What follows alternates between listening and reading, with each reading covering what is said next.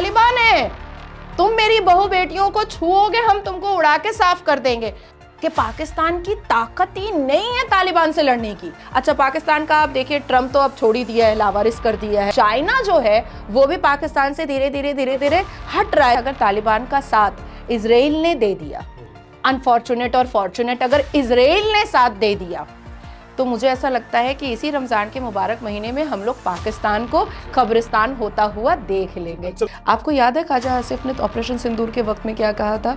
जब हमारी सेना खत्म हो जाएगी तो मदरसे के बच्चे आ जाएंगे और वो हमारी सेना बन जाएंगे। ख्वाजा आसिफ ने बार बार भारत को स्ट्रांग कहीं ना कहीं तो बताया है। तो लड़ते क्यों हो भैया, और अपने कट्टों को भेजते क्यों हो पहलगाम करवाने के लिए? पूरे रमजान में मुझे एक चीज बहुत अच्छा लगा है, उम्मा हुम्मा से लड़ रहे हैं, फी सबीलिल्लाह वाले फी सबीलिल्लाह से लड़ रहे हैं। ये अपनों के नहीं हो सकते तो ये सनातनियों के कैसे हो जाएंगे? जो गतिविधियां चल रही हैं पाकिस्तान और तालिबान के बीच में, तालिबान की तरफ से सीधी धमकी आई है कि अगर अब की बार तुमने छेड़ने की कोशिश की तो इस्लामाबाद में घुस करके सीधा हमला किया जाएगा। इसके बाद जो है एक ड्रामेटिक सिचुएशन क्रिएट होती है। ख्वाजा आसिफ की तरफ से एक स्टेटमेंट आता है, जो रक्षा मंत्री है पाकिस्तान के। उन्होंने कहा कि इसके पीछे भारत का हाथ है। भारत जो है तालिबान के पीछे खड़ा होकर के पाकिस्तान से प्रॉक्सी वॉर लड़ रहा है। आप कहते हैं कि आपकी सेना स्थापित सेना है, तालिबान तो ये नहीं कहती है, लेकिन आपकी सेना की पिटाई हो जाती है उससे। 48 घंटे के भीतर आपके जो है 2 फाइटर जेट गिरा दिए जाते हैं, आपकी सेना की चौकियों पर कब्जे कर लिए जाते हैं, आपकी सेना जो है अपनी अपनी चौकियों को छोड़ के भाग जाती है, इस्लामाबाद के भीतर ड्रोन अटैक कर दिया जाता है, और आप इतनी बड़ी बड़ी बातें कर रहे हैं। ये तालिबान जिस तरीके से अब टूट पड़ा है पाकिस्तान के ऊपर, क्या लगता है आपको क्या होगा? इवन 72 आवर्स पहले, मोर देन 72 आवर्स, तालिबान ने एक वीडियो जारी किया था और उसने दिखाया था कि जहाँ पर आर्मी का कैंटोनमेंट एरिया है पाकिस्तान का, वो वहाँ तक उसके जो गोरिल्ला जो सिपाही हैं वो पहुँच चुके हैं। वो वीडियो जारी हुआ है कि देखो हम यहाँ तक पहुँच चुके हैं, तुम्हारे कैंटोनमेंट एरिया तक हम पहुँच चुके हैं और तुमको खबर भी नहीं है। देखिए राम जी, मुझे ऐसा लगता है कर्मा इज बूमेरैंग। अब कुरान पढ़ने वाले तो कर्मा पर बिलीव नहीं करते हैं, लेकिन हम लोग जिस सनातनी सभ्यता में पले बड़े हैं, हम लोग कर्मा पे बहुत बिलीव करते हैं, बहुत ज़्यादा। जिस हिसाब से तालिबान को अफगान के ज़माने से, जब वो अफगानिस्तान था और आज भी उसको बोला जाता है, जो अत्याचार पाकिस्तान ने किया है, उनके बच्चों की ऑर्गन ट्रैफिकिंग जो की है, उनके महिलाओं के साथ जो दुष्कर्म किया है, और 2024 और 25 में पाकिस्तान से खदेड़ खदेड़ करके इन्होंने तालिबान और अफगानियों को बाहर निकाला। छोटे छोटे बच्चों को रस्सी से बांध बांध करके मारा है, महिलाओं का की आबरू लूटी है, उसकी संपत्ति ली है और उसको बॉर्डर के बाहर कर दिया है कि जाओ तुम वहां रहो। तो ये तालिबान को मंजूर भी नहीं और एक्सेप्टेबल भी नहीं।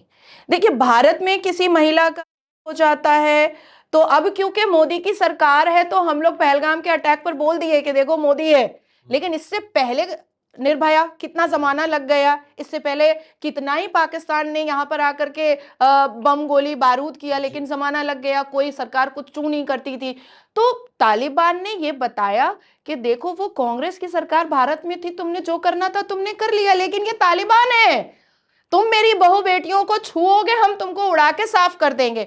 दूसरी बात आ रही है कि पाकिस्तान की ताकत ही नहीं है तालिबान से लड़ने की, क्योंकि तालिबान जितनी जल्दी डेवलप हुआ है, जितनी जल्दी स्ट्रांग हुआ है, जितनी जल्दी उसके डिफेंस पावर जो है वो इतने हाई हो चुके हैं कि पाकिस्तान की ताकत नहीं है। अच्छा, पाकिस्तान का आप देखिए, ट्रम्प तो अब छोड़ ही दिया है, लावारिस कर दिया है। बीच में देखा था कि ट्रम्प से बहुत अच्छा चल रहा था, उसके बाद फिर चाइना जो है वो भी पाकिस्तान से धीरे धीरे हट रहा है, साइड हो रहा है।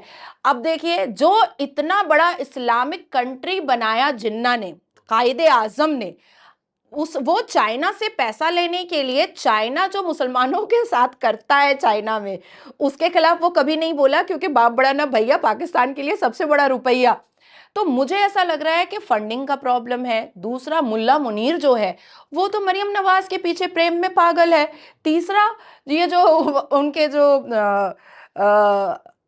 ख्वाजा आसिफ, ये तो आप समझ लीजिए सिर्फ एक शोकेस है, जैसे हम अपने घर में खूबसूरत चीजें जो हम सजाते हैं, वैसे ही वो सिर्फ शोकेस है, इसके अलावा उसका कोई वैल्यू नहीं है और उसको कोई जियोपॉलिटिकल, उसको कोई नॉलेज नहीं है, जी। उसको किसी भी तरीके का कुछ भी नहीं पता है।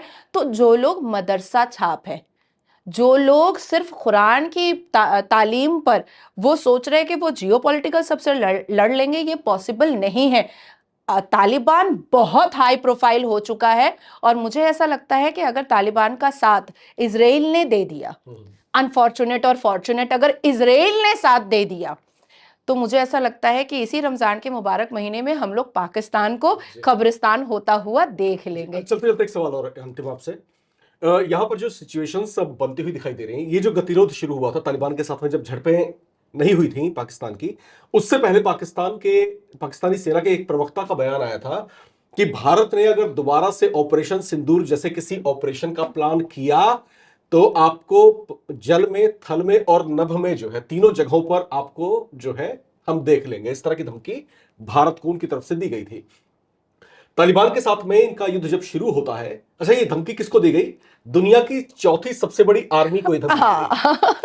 तालिबान जो है दुनिया की ताकतों में कहीं पर एग्जिस्ट नहीं करता है, उसकी सेना भी उस तरीके से डेवलप्ड और स्थापित सेना नहीं है। आपको 48 घंटे के भीतर जिस तरीके से छठी का दूध याद दिला दिया और आप बोल रहे हैं कि भारत जैसी ताकत को हम देख लेंगे, ये पाकिस्तानी जो आर्मी जो है इसका माइंडसेट क्या है? ये किस ख्वाब में जीते हैं? देखिए, ये जज्बा कौम है और जो लोग इस तरीके के हैलुसिनेशन में रहते हैं कि जन्नत में 72 वर्जिन हूरें होती हैं और जन्नत में नहरें और चश्मे होते हैं। अब आप सोचिए कि जो इस हैलुसिनेशन में रहते हैं, इस सपने में रहते हैं, उनको ऐसा लगता है कि वो जब हारने लगेंगे या वो जब भूख मरेंगे या वो जब बहुत परेशान हो जाएंगे तो अल्लाह का कोई करिश्मा आएगा और उनको बचा लेगा। आपको याद है ख्वाजा आसिफ ने तो ऑपरेशन सिंदूर के वक्त में क्या कहा था? जब हमारी सेना खत्म हो जाएगी तो मदरसे के बच्चे आ जाएंगे और वो हमारी सेना बन जाएंगे। आपको याद होगा, वो टिकटॉक की बातें बोलता है, इंटरनेशनल मीडिया में जाके टिकटॉक की बात, एंड आई वाज देयर।